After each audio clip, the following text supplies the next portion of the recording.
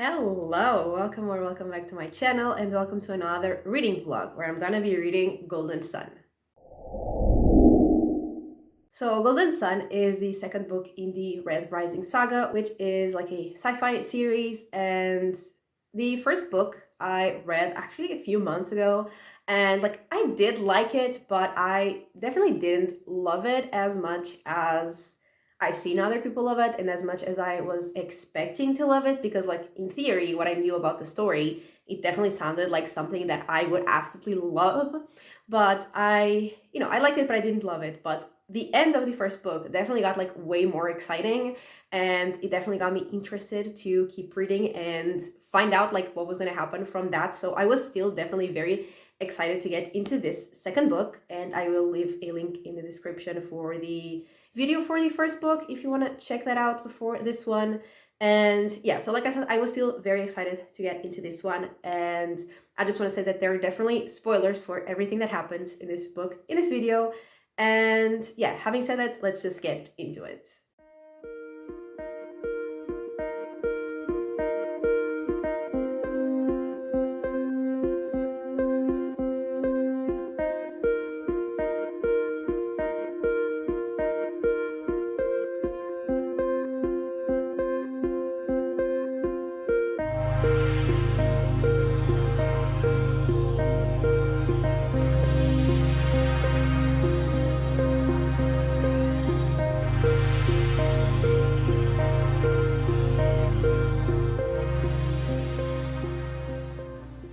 Okay, so I have read part one of the book, and that was page 100. And so in the beginning of this book, the like Darrow and some of the others are like in the academy, and they are going through a game, an exercise, and the guy that has like a feud against Darrow, he like attacks Darrow and like the people that are with him and ends up killing a bunch of people. And so Darrow does not only like lose all those people, he also doesn't, win what they were doing. And one of the people that's working for the arch governor, who is like Darrow's boss-ish, doesn't want Darrow around, and so he convinces the arch governor to basically not want Darrow around anymore either. And so he's going to only stay with him for a couple more weeks, and then he is going to like auction him basically to someone else.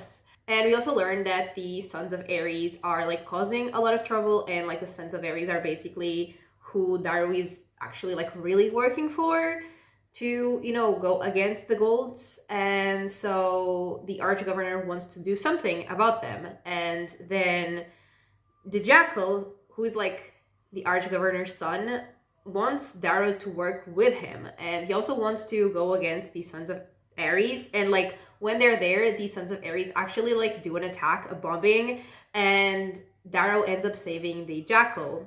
And then he goes talk to the Sons of Ares, and basically they tell him like their whole plan on like how to finish what they have been working for. And Darrow doesn't really want to do what they're planning, and he says that like he's not gonna do it. But then someone shows him like a recording, and Darrow learns that like his wife, when she died, was pregnant, and he gets like really angry. And like obviously they did that on purpose to get him to do what they wanted. And so he agrees to go forward with their plan. And basically what he's supposed to do, he's supposed to like at a party, a gala.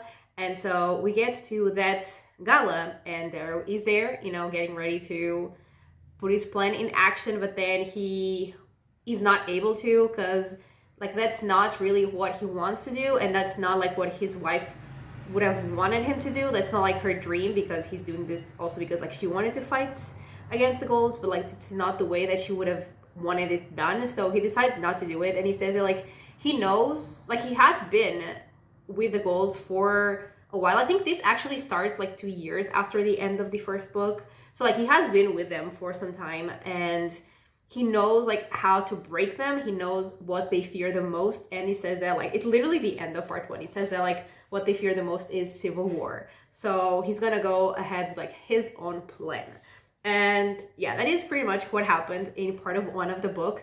And I'm already liking it definitely more than I like the first book. like I'm already way more invested in what's happening. And I think like when I read the first book, one of the things that I said is like I mean, first of all, I didn't know it was just going to be in the institute, which was my issue because I didn't really read the synopsis. But like I wanted it to be more like in the real world, and this one seems that it is gonna be like more in the real world, you know, out with other people. So that's very exciting. And like I said, I am very invested. I have really liked all of the things that we've gotten so far, and we've already got some like crazy action scenes as well. And I'm very interested to see like how everything's gonna go like from here, because the things that Darrow is doing and like has done even like in this part might really change like his dynamic with so many people. So I'm very interested to see like how things change going forward between Darrow and literally everyone else. And speaking of, there's like a friend that he has, and they're actually like so cute. And he says that like he's way better than his colors, like he's way better than a gold, and that was really cute. And we're also learning more about like the other colors, and also like in the beginning of the book, there is like this image like explaining what all of the colors are and like their hierarchy, I guess, which I really appreciate because I only knew like the reds and the golds and then some other colors, like one or two other colors, and then the rest I like had no idea, and definitely have not memorized them. But like every time they mention a color, I can come here and see like where they are, you know, in the pyramid, and also like what really they are, like what they work on, what they are made for, basically. So yeah, I'm really liking it. I am definitely very invested. I am having fun, and I'm very excited to see where it goes. So yeah, I'm definitely, like I said, already liking it more than the first book, and I'm very excited to continue. And this is divided into 4 parts, so I'm probably gonna read a part for each update. So I will be back when I finish part 2.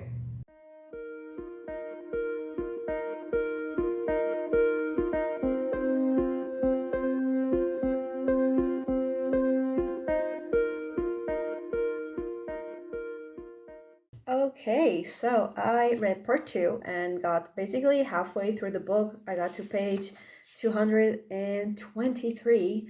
And so in this second part, Darrow goes, you know, back into the party, and as he says, like he knows how to destroy the golds. And so basically he challenges Cassius for a duel, and like after he does that, he like the arch governor kind of like takes him back because Darrow is like supposedly defending his family against Cassius's family. And you know, they start dueling, and like Darrow is winning and he's gonna kill the other guy. But then the sovereign who is there, and like the sovereign is like the like leader of the entire like solar system basically, and she is like favoring the other family. Like she was gonna make the other family the like patriarch of that family. She was gonna make him the arch governor of Mars instead of like the like Darrow's boss. And so she stops the duel and says that like Darrow, like it's not gonna be to the death, even though it was supposed to be. So Darrow is like pissed. And I mean he was like he knew that she was favoring the other guy, but he didn't expect her to like actually stop the fight. But she does. But so like Darrow doesn't kill him, but like he actually takes his arm. So you know that happens, and then like a huge fight starts, chaos completely, like everything is like people are fighting each other, people are killing each other, it's a complete mess. And like so that like this civil war has already kind of started. And then the sovereign actually wants to talk to Darrow, and so she asks for him and he's taken to her. And then she says that like she wants to play a game with him, like a game of truth basically, and whoever gets the other person to lie wins. And they keep asking questions back and forth. And then Mustang also enters because she is like sort of working for the sovereign, but like she's like Darrow says himself, so like she's doing to the sovereign what he's doing to the gold, like infiltrating them to kind of like destroy them from the inside. And she gets there, and when she gets there, Darrow asks if the sovereign was ready to let Augustus die, who's like his boss and Mustang's father. And she says no, which is a lie. So she was obviously gonna let him die. And then he's kind of sort of a prisoner, like the sovereign wants him to work for her, but it's not like he has much of a choice, so like he's a prisoner. And then he's actually like saved because Mustang got their friends from the like school and they get him out. And after they get out, the sovereign actually is like killing all the Augustus and like their people, and a bunch of people do die, but like the most important people were not dead yet. They were like about to be killed, but they were not dead yet.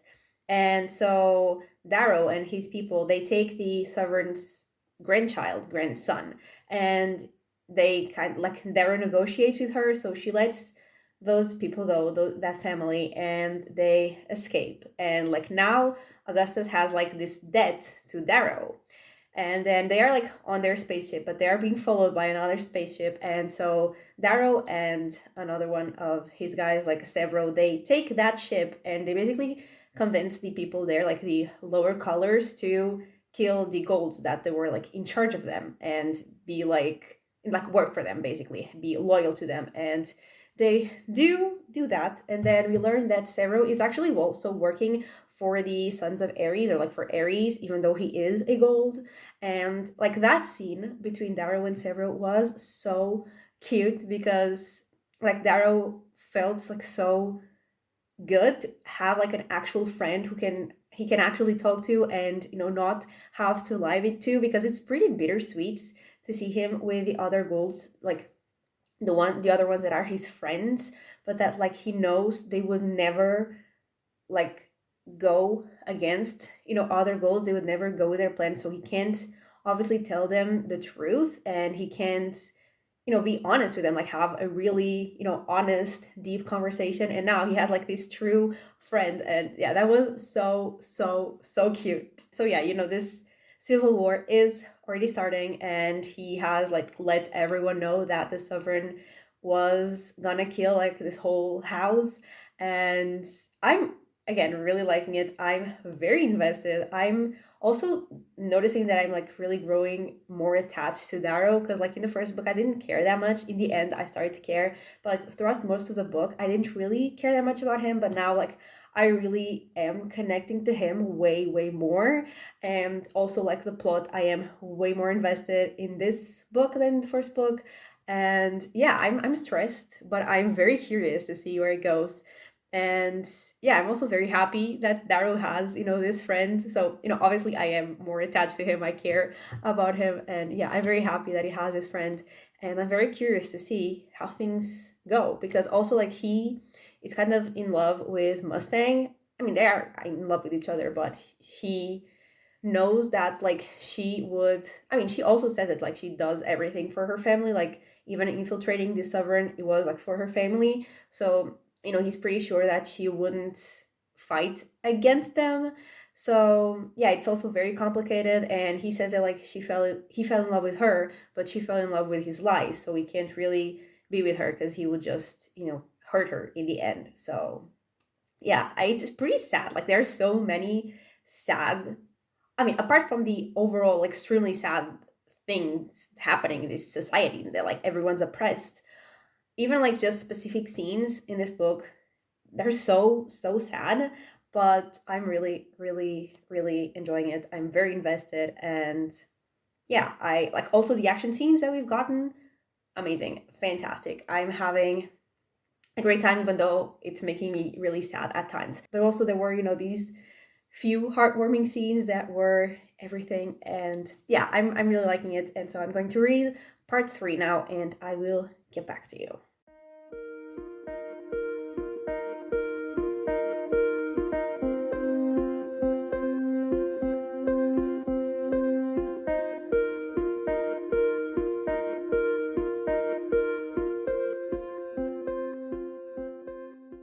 Okay, so I finished part 3 and I'm on page 343, I think. Yeah, 343. And in the beginning of this part, we learned that their plans, like they were running, didn't go as well as they were expecting. So they're still kind of like on the run, and they're still in a lot of trouble. And they're trying to get allies to fight with them. And Darrow actually gets a guy called Lorne, who basically like was his teacher in like fighting stuff. And while he's there is like other people that were like, they kind of had his family, like his grandkids. And one of the people who were there was a guy that like was on Darrow's side, but then sort of betrayed him. But like he felt bad and he wanted to, go back to Darrow's side, and Darrow, let him because he realized that, maybe goals can change, and that actually is what like his wife wanted. It's not like to just kill all the goals, it's to like make them change. And so he lets the guy go back into his group, but then Lorne actually kills that guy. So that happened. I did not see that coming, and that was, yeah, that happened. And then they had a plan, but it doesn't go like exactly as they wanted. And now Augustus is like captured, and they have to go rescue him. And Darrow talks to Ragnar, and Ragnar is like an obsidian. He's a stained, who's like a specific like group of obsidians. I think that like obsidians are basically made for war, but the stained are like bigger and stronger and, more deadly, I guess. And Ragnar was in that ship that like he conquered, and Ragnar like helped him kill the golds. And he's like, he goes talk to Ragnar, and he asks him like basically what he wants. And Ragnar's like, I have no wants, I was made to serve. And Zara's like, no, but like, what do you actually want? Do you want to fight for me or not? Because like, I won't have you here fighting for me if you don't actually want to fight for me. And he's like, I have no wants. Like, I am not really allowed to have wants. That is not how things work, because the gold just rule over us, and we have to do whatever they want. And like, you can have all the wants that you want because you're a gold. And there is like, what if I told you I'm not? So he basically tells him like who he actually is, and that like when he finally decides what he wants, to go back to Darrow, like if he does want to fight for him. And he is in fact fighting for him. But yeah, he basically told that guy that he is, a red. And then there are some more, fights. They actually kill Pliny, who's the guy that like works for Augustus and wanted Darrow gone, like in the beginning of the book. And then Darrow is going to like invade the planet where the sovereign is, and he says that basically like if she wins this, she will continue to rule. If they win this, complete civil war will start. And he's like, he has his own mission, and then some of his friends have their own mission, like Mustang has another mission, so they're like separate. And he's thinking that like if Mustang dies, she'll die believing a lie, so if they survive, he will tell her the truth. So I don't know how that's gonna go, and I don't know if he will actually end up telling her the truth, but that is what he's like thinking to himself. And they invade the planet, and then literally like the last thing I read, like in the last page of part 3, it says, and as I look high above, where on the wall, far out of range of the probes several sent up, and far beyond the limits of the EMP globe the girl carries, perch Bologna knights and their obsidian retinue, waiting. The girl presses a button on the globe, and that's when we begin to die. And that was literally how part 3 ended. So I'm stressed, I'm concerned, and I need to keep reading, but I'm still really enjoying it. And actually like continues to be very sad in many different ways. But something that's also very sad is like the friend that I mentioned, I think in my first update, that Darrow said that like he's better than his color. They're actually not really that friendly anymore, because some of the things that Darrow has to do, obviously, are not good even for his gold friends. And he, has lied to him. He knocked him out. He let someone that he cared about die.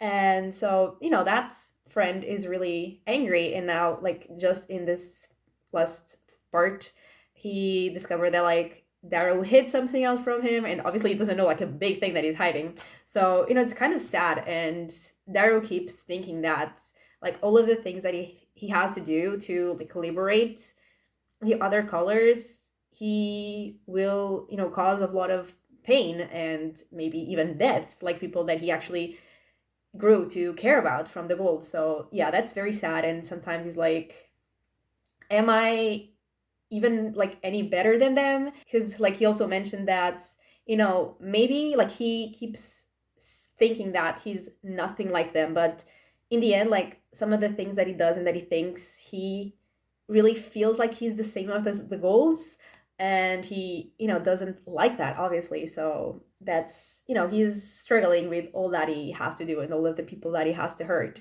as well in order to, go on with his mission. So yeah, I'm really liking it, but it is very sad, and it shows not only like how terrible this society is for everyone except like the golds, but also like how bad the war is, even if it's to like bring something good. So yeah, it's pretty sad, but I am liking it because I am, really connecting to the characters now, and I am really invested in the story. So yeah, and like I said, part three ended in an absolutely insane way. So I need to get back into reading the book, and I will be back once again when I finish it.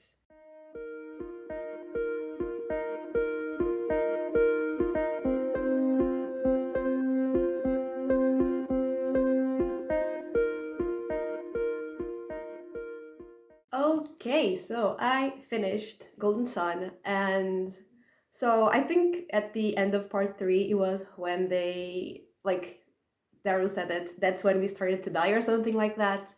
And so basically, they were like, attacked, and they were like thrown into a river, and they were like dying in the river, Daru included, but he manages to like save himself and then save some of the others as well.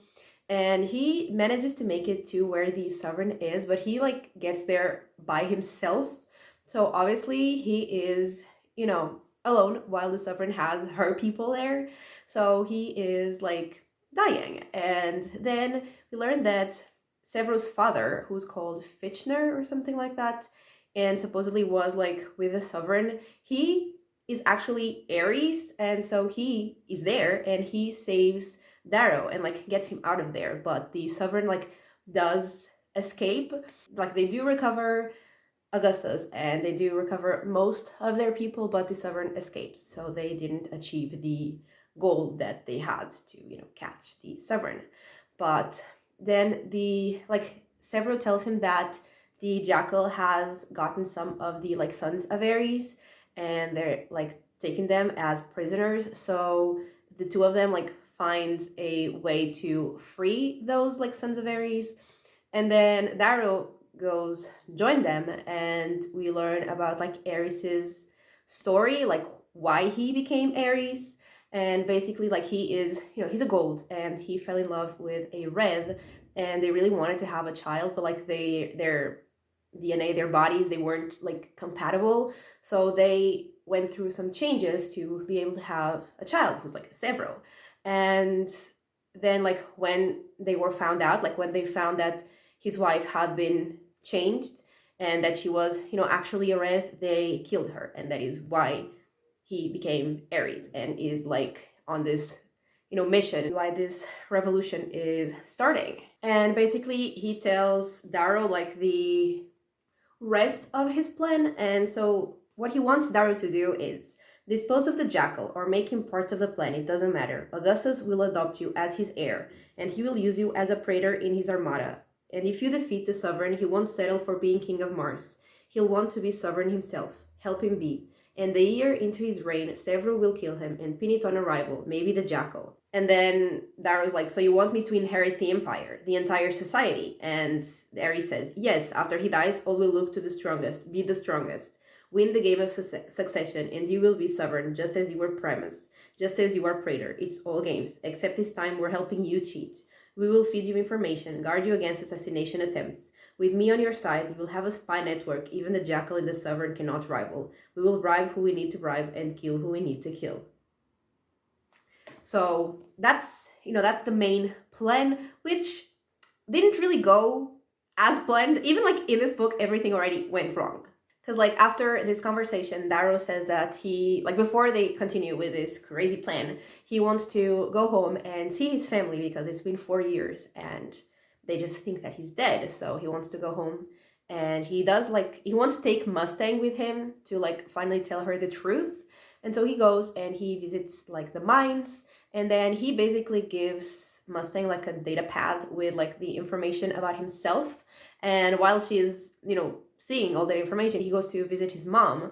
And like that scene was very like heartwarming and very sad at the same time. But after he is done talking with his mom, he sees that Mustang is gone. And so he doesn't really know if she just, went away to process the information, or if she like went away to tell her father and like the jackal and everyone that Darrow is a Rev. But then he realizes that she did not leave. She just sent like a tracker, but she's there and she like has a gun, and she's obviously very like overwhelmed with all of the information.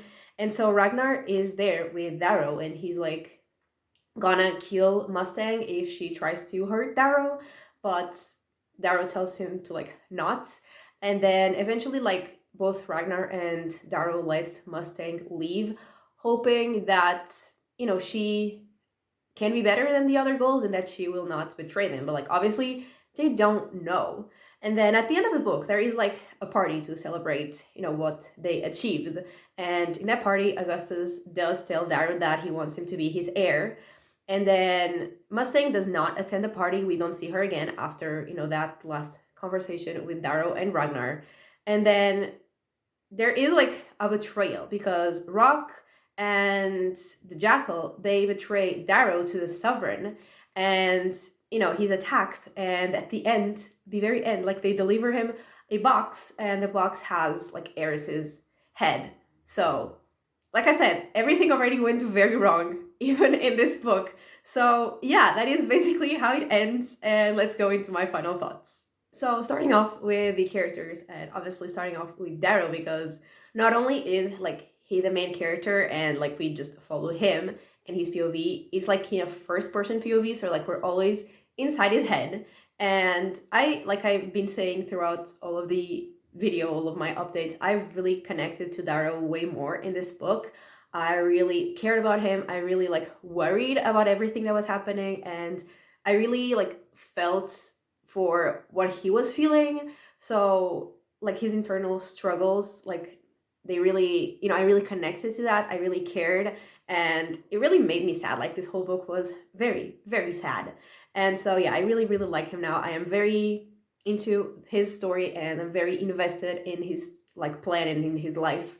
And yeah, really, really liking it. And then with Severo, I also really like him, and like I'm really happy, like I think I've said before, that Darrow was able to have this like true friend with who he could actually talk about everything that was happening and not have to like lie to and hide things from. And again, that shows that I do really care about Darrow, because I was really happy that he had this person that he could like confide in.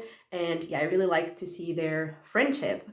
And speaking of friendship, I like in the beginning I really liked Rock and Darrow's friendship, even though Darrow couldn't really be truthful, but they still had like a good friendship. But then everything fell apart, and in the end, like it did betray him. And he's a gold, and he will never accept that golds are not the best people. So that sucks, and that was really, really sad to see. Like it was really sad to see their friendship falling apart throughout the whole book, but especially like in the end, that betrayal, that was really, really sad.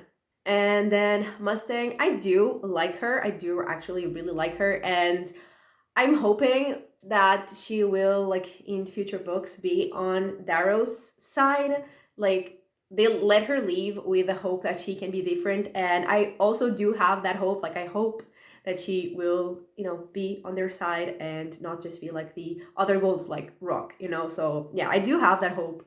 And I also really liked Ragnar, and like from the beginning since he appeared, I really liked him, and I really liked his like trust and his loyalty to Darrow, and like that he has finally like decided that he can want things and that like he can choose what he wants, and he did choose to fight for Darrow. And yeah, I also really, really like him. And yeah, like I've been saying, I was very invested in the plot of this book, like from beginning to end. Unlike in book one, I really like the concept of the like revolution that they were gonna start, but what actually happened in that book wasn't, my favorite. But in this one, absolutely loved like the whole plot. I was very invested, and I also really like to see Darrow like leading, especially when he got to be with like the lower colors, because he was starting to give them like slowly, obviously he was starting to give them some like power and some freedom, and I really like to see that.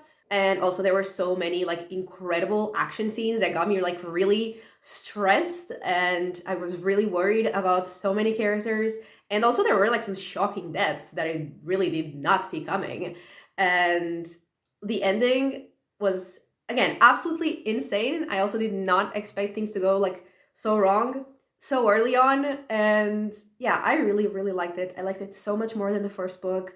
And it was like feeling like I was going to give it 4 stars in the first half of the book, which was already, you know, better than the first book. But then the second half I liked even more, and like the ending, absolutely insane, like I said. So I think I'm actually gonna give it 4.5 stars, which is great, obviously. And yeah, it was great, but it was very, very, very sad. And I continue to be very invested in this story, and I definitely wanna, you know, keep reading the series to see where it goes, because now like I really care. Like now I really wanna keep reading more than I did in the first book. Like the first book, the end got me, you know, interested to keep reading, but like this one, like the whole book, I want to know more. I want to know what happens. And yeah, I'm very invested and I really, really liked it. So yeah, that is everything for this video.